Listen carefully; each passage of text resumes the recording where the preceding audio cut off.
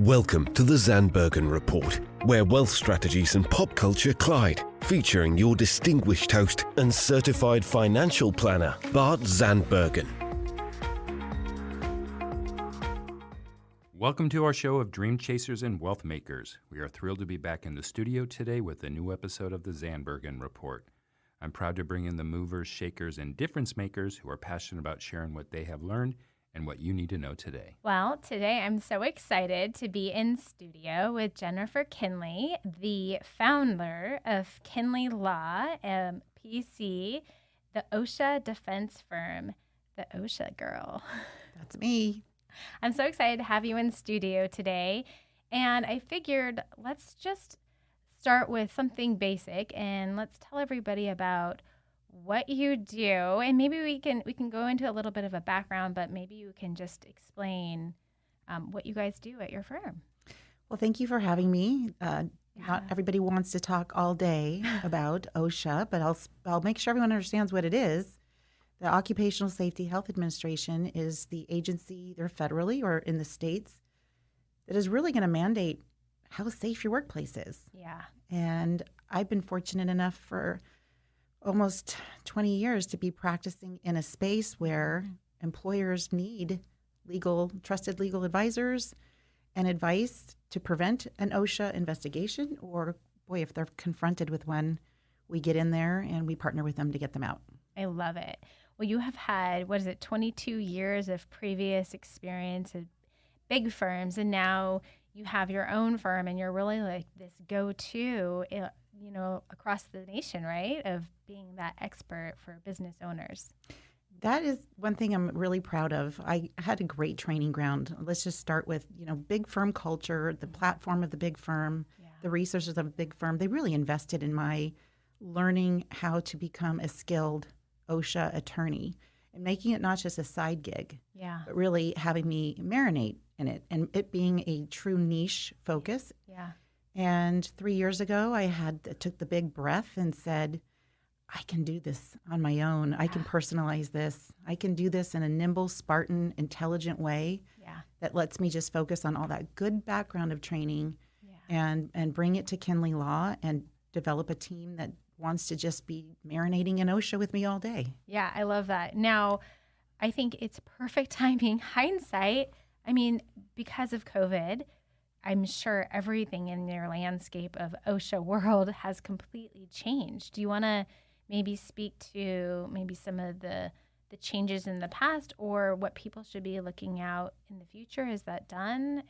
What's that landscape look like? Boy, that's an astute question for right now, as our president has just announced the end of the pandemic this week. Okay. And yet we have, in the state of California, things still in flux for employers. The guidelines have changed. Mm-hmm. When we went into our holes, our rabbit holes, our homes, our garages, our apartments, I really thought I'd be peaceful and quiet. And little did I know I needed to take the background in safety and health and the environment and learn how to guide employers on COVID. But the problem was the state of California didn't know how to guide itself. And Cal OSHA is the party that, is supposed to enforce safety in the workplace. And everyone was scratching around and looking for someone to just shine a light. How do employers meet their OSHA obligations? Yeah. How do they make sure this highly transmissible, terrifying, novel virus is kept at bay? Yeah.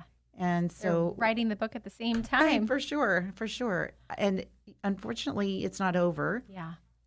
Joe Biden says it's over, but it's not over for the average employer. And it's every employer in the state of California has this obligation. So right now, the standards board, the OSHA standards board is still cobbling. They're still chiseling, and they're still trying to write what they're calling the permanent and last final, we say it and we mean it this time, rule to our standards that are going to govern the next 2 years and be in place to really give employers a little more flexibility. Okay. So gone are how much cleaning solution are you using? Where's your hand sanitizer? Yeah. Those minute granular details are giving way.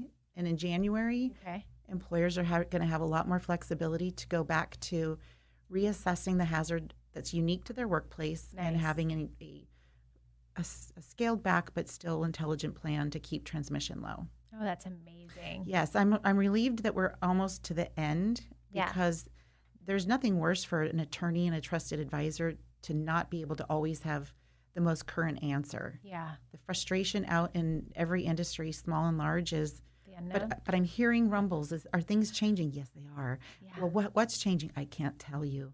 I don't know yet, but I Yeah. think I know. And so we're getting there, and I think by November, Okay. early December, Okay. the business owners and people in the state of California are going to have a good idea of what they have to do for the next 2 years on COVID. Excellent. So where will they find this information? Great question. If they don't have an OSHA advisor, Okay. I guess you'd call it the website for OSHA, Cal OSHA. It's not as updated as you'd like and as frequently as I'd like, but it's a start. If you Okay. just want to poke around, they do a nice job of listing the facts. You know, what are the basics that an employer must have for COVID, but also we're going back to the really basics now, which Yeah. is there are certain things employers really have to have in place that have nothing to do with COVID. Right. And that's still a good resource, but I like that we're coming back to a place where the injury illness prevention plan Yeah. and your core mission statement Yeah. that broadly and also as minutely as it can speaks to your safety program and culture is kind of where we're getting back to. Great. And the word COVID might not even find its way into that paper. Even better. Yeah. So, okay, how can a business owner be prepared today so that they know what these standards are? They're going to go to that site. Would they reach out to someone like you? Where would they begin? Well, it's difficult to be a business owner. Yeah. And you delegate things like HR, risk management. You delegate to those folks and you assume that they know which drawer to pull to find did a standard change overnight? Probably. Yeah. A lot of times the workers' comp insurance carriers Okay. will drive a little bit of a bus into this business Okay. and leave a little bit of crumb.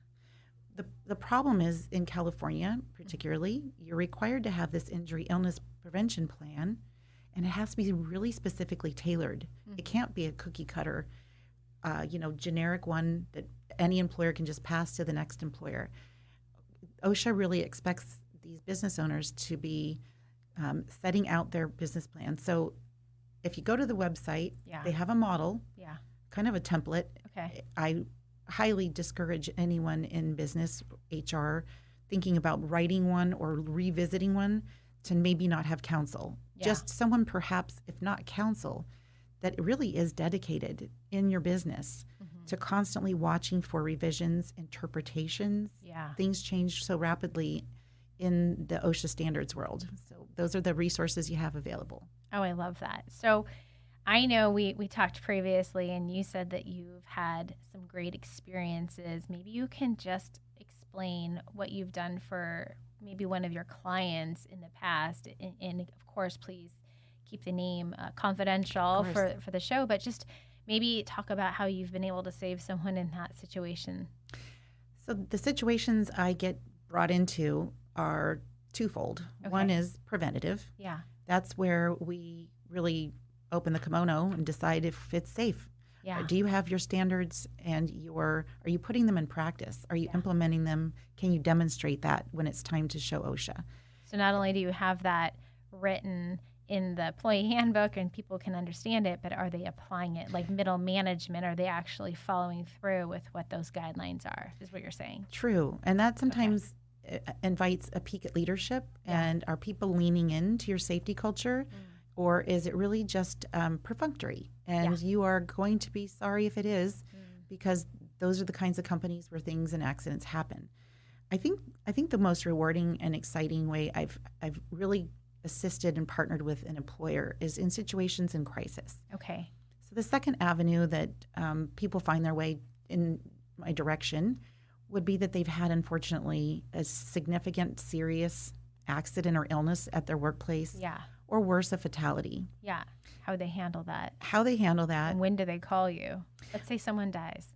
right? And, people go into business not expecting to have someone die at their workplace, die in front of their coworkers. Perhaps it's even a coworker they hired or knew. Right. It's a very difficult time for even the most astute person running the business or HR or safety.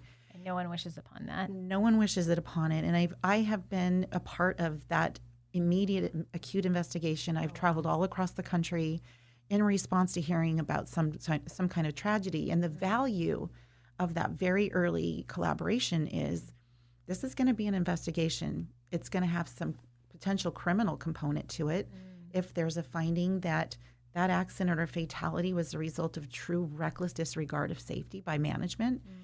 And so a very careful preparation for when OSHA is ready to do their inspection is important. I always meet these clients in a sad moment, and we get past it. Yeah. And then we start preparing. And I met an incredible woman in San Diego. She had built a business with her family. Yeah. She'd been in business for years and years, and her husband had died and left it to her. Okay. And she was running out of the heart to keep it.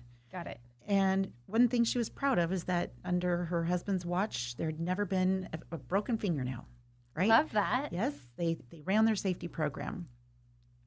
Then they had the unthinkable happen, and they had someone die, and they had someone die very badly in front of a lot of coworkers. Oh no!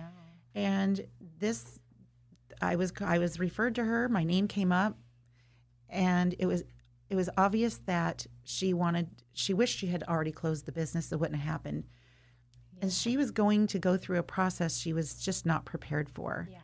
By the time we did the right things and reconciled the issue of the fatality and then the health and mental health of the coworkers that witnessed it, we got right to business with making her understand what to expect with the OSHA investigation. I partnered with her 24 hours a day to make sure that what she was about to open her drawers and show Cal OSHA was going to be a game changer, and we needed to do it right. We needed to make sure everyone was prepared.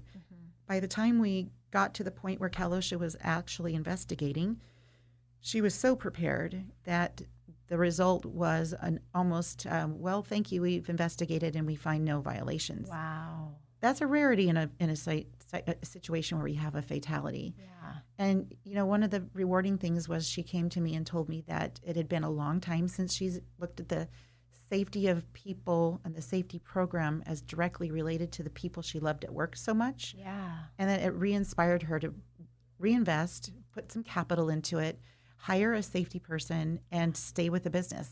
And she still checks in with me just to say, we are using the safety program you helped us implement, and I am so delighted I'm taking this company in a safer direction. That's amazing. I can't possibly think of how my time at the big firm would ever have led to moments like that where we turn corners that matter and send people home safer the next day. I love that. Yeah. So let's take that same scenario, and we have a lot of business owners that listen to our show. And so I think it's really fun if we kind of dial it back and say, okay, what are things that they can do to prepare themselves? And that seems like that doesn't happen all the time. People don't pass away on the job, but something ahead of time. So if something does happen at work and they're like, they might have OSHA coming in or having someone investigate, do they just, do they contact you? Or, I mean, what's some of the preventative steps, or at what point do they want to make sure that they're taken care of? Is it too late to call you at that point? I mean, what's some advice for a business owner? So going into business in California, and really, outside of California, you're likely to be governed by federal OSHA standards. Yeah. And you still are required, even in those states, and I handle all of that work, to have the idea of knowing, what does my safety program have to have in it? Yeah. That's derivative of what are the risks that my job creates for the employees. So if you have, I think my first bit of advice is always have somebody that is your risk assessor. Job hazard assessments, and then knowing what the law says you have to have in your plan, and really putting that together. There are great OSHA safety consultants that aren't attorneys. They're not going to be necessarily prepared to take this to trial or an appeal, That makes sense. or know the affirmative defenses that are jeopardized during an investigation. But as any business owner, including myself, I had to kind of look to somebody more learned than I Yeah. on the topic of what are my OSHA obligations. Right. As far as when to call an attorney and start developing an attorney-client privileged over your own internal investigation, that should be moments after you wrap your arms around the important things. I really have a harder time shaping the narrative and asserting what are very technical affirmative defenses when the employer has been chatting with OSHA for half an hour. Yeah. And right. they've turned over records, or they've made some statements that they didn't know to appreciate Yeah. were going to be damaging to their defenses Yeah. and may result in a much higher penalty and a much higher, a far larger hill to climb. Yeah. And since they're in fatality world, there are managerial risks for misdemeanor prosecutions. Yeah. Having counsel of some kind get involved to protect you is my greatest recommendation. Oh my gosh, I love that. So where do you think we going from here? Like what is next steps? Where do we plan for next? So as we quote unquote end our pandemic, Yeah. and we go back to what is my workplace obligations for a safe environment, we're going to go back to really focusing on that injury illness prevention plan. Okay. I can't stress enough, should be your shield as an employer, as a business owner. Yeah. It's your shield because it required you or someone you designated to really thoughtfully plan the safe environment you're going to give your workplace. But more importantly, when it's time for Cal OSHA or a federal agency to look at what your mission statement was, that it reflects your actual business. Mm-hmm. So I think we're going to be going back to good old-fashioned job hazard analysis. That's going to actually have a small COVID component because transmissible diseases are still something that the employer has to consider. Right. And if you have a type of work environment where transmission between people is very, very common and very easy, you might need to keep your COVID protocols in play. Yeah, that makes sense. So I think we're going to dance into 2023 with a greater emphasis on that injury illness prevention plan. Okay. And as we see the standards board start to come up with some new standards that might affect whether you have to have workplace violence rules, I'm watching all of those, and I continue to update and send bulletins to my advisor or my clients. And I think we're going to go back to just focusing on what's really needed in the workplace for safety. I love that. That's so great. I feel like as soon as I'm done here, I'm going back to check and see when's the last time I've updated mine and making sure that it's up to date, because I honestly have to check on that. You should, because that date on that piece of paper, that's considered one of the first things OSHA will look at is how old is this safety program. Wow. When's the last time someone put fresh eyes on it? Yeah. What's a industry standard tip, like every 2 years? I recommend to my clients that their IIPP, that's the short term for injury illness prevention plan, be reviewed, quote, periodically. Some industries do a lot of changing in terms of introducing new things that bring new risks. Every single time your business invites a new process, buys a new piece of equipment that creates a new danger. Oh, interesting. You have to, at that point, stop and reassess, what do we have in place for safety? Do we need to train and address this new piece of equipment that brings a whole new hazard? So a lot of employers, maybe like a law firm, they might dust that sucker off once a year. Okay. There are definitely industries that change their workforce, their work process. Yeah. And every moment that happens, I really strongly recommend that a revisit of the safety program happen. I love it. That's so great. I mean, and that's a good tip, because you're saying at the end of the day, it's more specific to your industry and what you're doing. So it makes sense. If you're like in myself in finance, maybe it's a little bit different. It's that annual. But then if you're the hard hats out there doing something a little bit more dangerous and you're changing that safety feature or buying a new piece of equipment, that makes sense to have it more frequently looked at. Definitely. I think most employers know if they're in the higher hazard industry, but the typical warehouse, manufacturing, distribution, I work so closely with those clients, not just when we're in some trouble, Yeah. but as a preventative nature, because they do often adopt and adapt,